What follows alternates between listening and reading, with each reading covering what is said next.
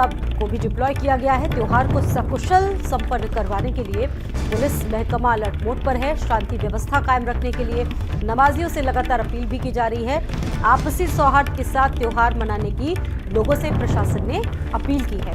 तो देखिए, बड़ी संख्या में अब जो नमाजी हैं वो ईदगाह का रुख कर रहे हैं। इससे पहले लोगों ने एक दूसरे को गले लगाकर ईद की मुबारकबाद दी। आपसी सौहार्द का ये पर्व देश भर में बहुत ही हर्षोल्लास के साथ मनाया जा रहा है। पूरे देश भर में आज ईद का पर्व है। नमाज पढ़ने के लिए नमाजी ईदगाह का रुख कर रहे हैं। भारी पुलिस बल और पीएसी को भी तैनात कर दिया गया है। सुरक्षा व्यवस्था के मद्देनजर प्रशासन लोगों से लगातार अपील कर रहा है कि वो शांतिपूर्ण तरीके से ईद का मुबारक पर्व मनाएं।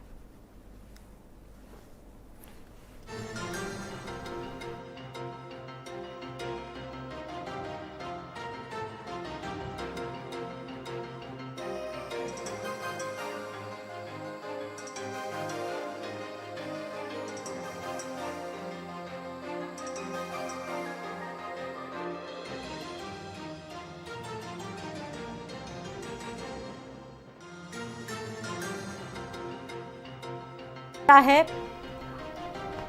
ईद को लेकर जगह जगह जो तैयारियां थी वो की जा रही थी।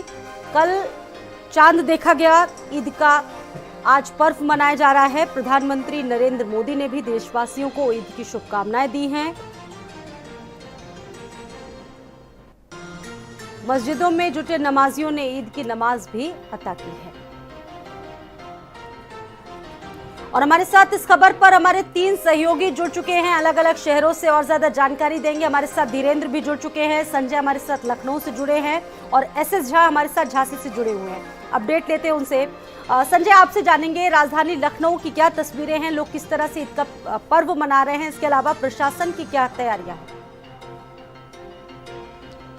साथ ही मैं बताऊं आपको कि 1 महीने के माह रमज़ान के बाद आज ईद का पावन मौका है और ऐसे में ईद जो लखनऊ की अपने आप में खासी प्रसिद्ध है और फेमस कही जाती है, क्योंकि गंगा जमुनी तहजीब का जो तस्वीरें हैं वो लखनऊ में देखने को मिलती है।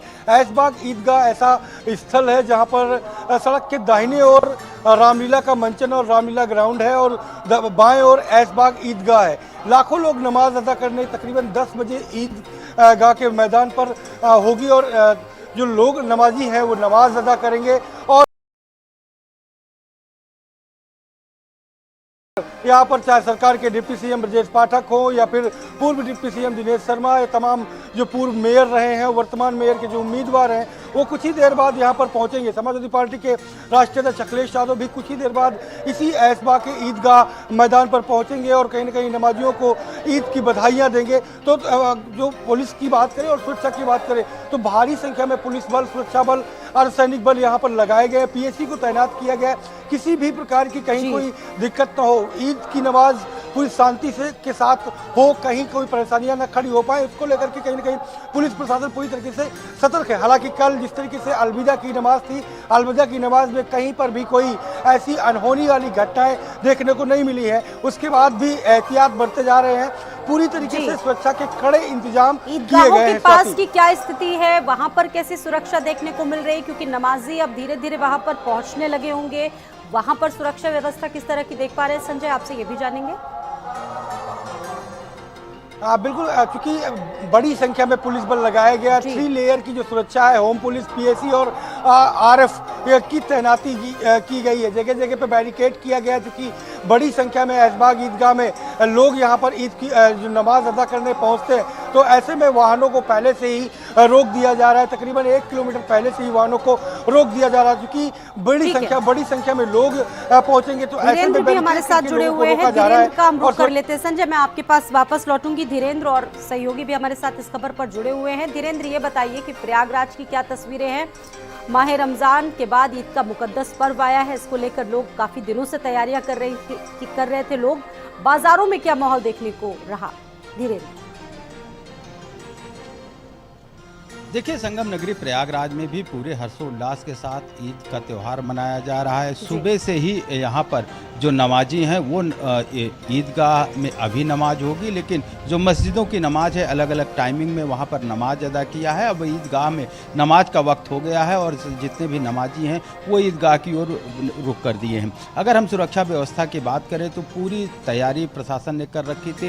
पहले से ही थानों में और एसएसपी यहाँ पे जो सीपी हैं, डीएम हैं, इन लोगों ने अपने यहाँ बुलाकर पीस कमेटियों की बैठक की थी। थाने स्तर पे भी पीस कमेटियों की बैठक की गई थी। जिस तरीके से प्रयागराज में 2 बड़ी वारदात होती है, 24 फरवरी को उमेश पाल की हत्या होती है और 15 अप्रैल को अतीक और अशरफ को गोली मारकर हत्या कर दी जाती है, उसके बाद जो शहर पश्चिमी का इलाका है अति संवेदनशील हो जाता है। उस इलाके में त्रिस्तरीय सुरक्षा व्यवस्था बनाई गई है। पुलिस के साथ पीएसी और पीएसी के साथ आरएएफ का त्रिस्तरीय सुरक्षा घेरा बनाया गया है। अगर हम ईदगाह की बात करें तो ईदगाह में इस बार पहली बार ऐसा मौका है जहां पर मीडिया कर्मियों को 50 मीटर दूर रखा गया है। वहां पर अब मीडिया कर्मियों को भी जाने नहीं दिया जा रहा है। दोनों तरफ सड़कों को ब्लॉक करके बैरिकेटिंग कर दिया गया है और जो नमाजी हैं वही अब ईदगाह के अंदर जा रहे हैं, यानी मीडिया को भी अब इस बार दूर कर दिया गया है। तो हर साल यहाँ पर ईदगाह पे मीडिया कर्मी जो ईद की नमाज होती है उसको यहाँ पर कवर करते थे, लेकिन इस बार मीडिया को भी दूर कर दिया गया है। तो निश्चित तौर पे अगर हम बात करें तो चाहे गंगा पार का इलाका हो, यमुना पार का इलाका हो या शहर का इलाका हो, सारे इलाकों में सुरक्षा के चाक चौबंद व्यवस्था की कर दी गई है और ईदगाह में अब से थोड़ी देर बाद ही नमाजी पहुंच चुके हैं और ईद की नमाज होगी। जी ठीक है, और हमारे साथ झांसी से एसएस झा भी जुड़े हुए हैं। एसएस झा, आपसी सौहार्द के इस पर्व को झांसी में लोग किस तरह से मना रहे हैं, क्या तस्वीरें हैं वहां से, जरा बताइए। देखिए, रमज़ान के बाद यहाँ पर आज ईद मनाई गया। 7:30 बजे यहाँ पर ईद अदा की गई है, यहाँ पर नमाज अदा की गई। देख सकते हैं कि यहाँ पर जो ईदगाह है, ईदगाह पर तमाम जो है झांसी के 20 से 25 हज़ार लोग इसी ईदगाह के अंदर यहाँ पर पहुँचे थे और नमाज अदा की थी। कुछ हमारे साथ कुछ लोग हैं, इनसे बातचीत कर लेंगे। यहाँ पर ईद मिलने के लिए जो आए थे। भैया, आज का दिन क्या माना जा रहा है? बड़ा शुभ दिन माना जाता है, आप लोग मिलने के लिए आए। ये हमारे मुस्लिम भाइयों को पहले ईद की बहुत बहुत मुबारकबाद। और ये एक पवित्र 1 महीने तक जो रमज़ान का महीना चलता है, उसके बाद जो ईद होती है, उस ईद को जो है जैसे हिंदू समुदाय के लोग हम लोग जो है दीपावली मनाते हैं, ऐसे ही जो है मुस्लिम भाई हमारे जो है ईद मनाते हैं। और हम लोग झांसी के अंदर बड़े सद्भावना से दोनों समुदाय के लोग त्यौहार मनाते हैं। दोनों समुदायों के लोग सद्भावना मना। हमारे साथ है भैया, आज के दिन त्योहार में क्या खान पान में क्या होता है? देखिए, आज ईद मुबारक के मौके पर, ईद उल फितर के मौके पर खान पान में जो है हम लोग नमाज़ पढ़ने से पहले मीठा, खजूर है, सेवइयाँ हैं, दूध फैनी वगैरह खाते, जो हमारे यहाँ सुन्नत माना गया। सुन्नत यानी जो हमारे नबी ने, आप सल्लल्लाहु अलैहि वसल्लम ने किया, उसको सुन्नत बोलते हैं। मीठा खाने के बाद फिर हम लोग नमाज के लिए ईदगाह जाते हैं, वहाँ नमाज़ पढ़ते हैं, इबादत करते हैं और सारे अपने देश के लिए, अपने शहर के लिए अमन चैन की दुआएं मांगते हैं। नेताजी, चुनाव है, चुनाव में क्या लगता है? तमाम पार्टी के लोग यहाँ पहुँचे थे ईदगाह। सभी लोग, ये तो सभी का त्यौहार है और क्या कहते हैं, हम लोग ये चाहते हैं कि देश के अंदर अमन चैन बना रहे, इसी तरह हिंदू मुस्लिम भाईचारा बना रहे और देश बहुत तरक्की करे, इसकी हम लोगों ने क्या कहते मांग की है। और क्या कहते हम लोग तो रोज़ा इफ्तार भी कराते हैं और हम लोगों का तो घर जैसे संबंध है हम लोगों के, कोई हम लोगों में कोई वो नहीं है। हम लोग तो ये चाहते हैं कि बस देश के अंदर अमन चैन बना रहे। धन्यवाद है इनका कहना है, लेकिन सहयोगियों का जानकारी देने के लिए।